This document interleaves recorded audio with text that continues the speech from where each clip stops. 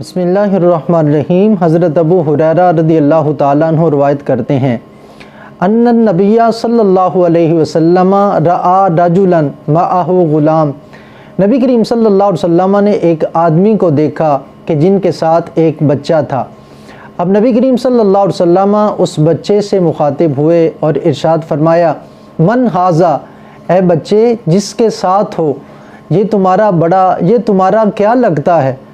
تو اس بچے نے عرض کی یا رسول اللہ صلی اللہ علیہ وسلم یہ میرے والد گرامی ہیں، میرے باپ ہیں۔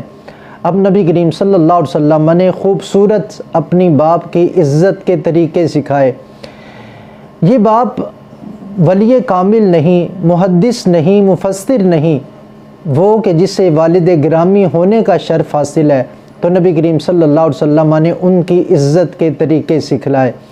ارشاد فرمایا فلا تمشی امامہ، اے بچے کہیں اکٹھے چل رہے ہو تو اپنے والد گرامی سے آگے نہیں چلنا، اپنے والد گرامی کے پیچھے پیچھے چلنا ہے۔ دوسرا نبی کریم صلی اللہ علیہ وسلم نے عزت کا طریقہ بتلایا۔ ارشاد فرمایا ولا تستتب لہ، فرمایا کہ ماں باپ کے لیے کبھی گالی کا سبب نہ بننا۔ اس کی دو صورتیں بنتی ہیں، دو طرح سے مطلب بنتا ہے۔ ایک تو یہ کہ کبھی کسی کے ماں باپ کو گالی نہ دینا کہ وہ تیرے ماں باپ کو گالی دے اور تو اپنے ماں باپ کے لیے گالی کا سبب بنے۔ اور دوسرا مطلب یہ ہے کہ اپنی زندگی اس طرح سے خوبصورت گزارنا کہ تیرے اعمال اچھے ہوں۔ اگر تیرے برے اعمال ہوئے تو تیرے برے اعمال کی وجہ سے تیرے ماں باپ کو لوگ برا کہیں گے، گالیاں دیں گے، تو کبھی ماں باپ کے لیے گالی کا سبب نہ بننا۔ اسی طرح ایک عزت کا طریقہ ارشاد فرمایا ولا تجلس قبلہ، ارشاد فرمایا کہیں بیٹھنا ہے تو اپنے والد گرامی سے پہلے نہیں بیٹھنا، پہلے انتظار کرنا ہے، جب والد گرامی بیٹھ جائیں تو فرمایا پھر بیٹھنا ہے۔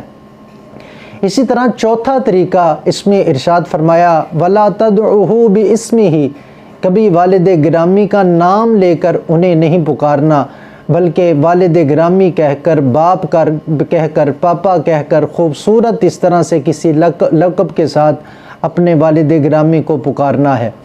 اسی طرح نبی کریم صلی اللہ علیہ وسلم نے دوسری حدیث پاک میں جو بچوں کی تربیت کے حوالے سے نصاب ارشاد فرمایا، اس میں ارشاد فرمایا مرو اولادکم بالصلاۃ، ارشاد فرمایا کہ اپنی اولاد کو نماز پڑھنے کے لیے حکم کرو جب وہ 7 سال کی عمر کو پہنچ جائیں، اور فرمایا جب وہ 10 سال کی عمر کو پہنچ جائیں نماز نہیں پڑھتے تو سختی کر کے بھی انہیں نماز پڑھاؤ۔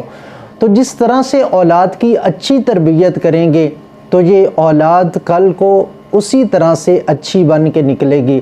کسی مفکر نے کہا تھا کہ اولاد کو کیسا دیکھنا چاہتے ہو؟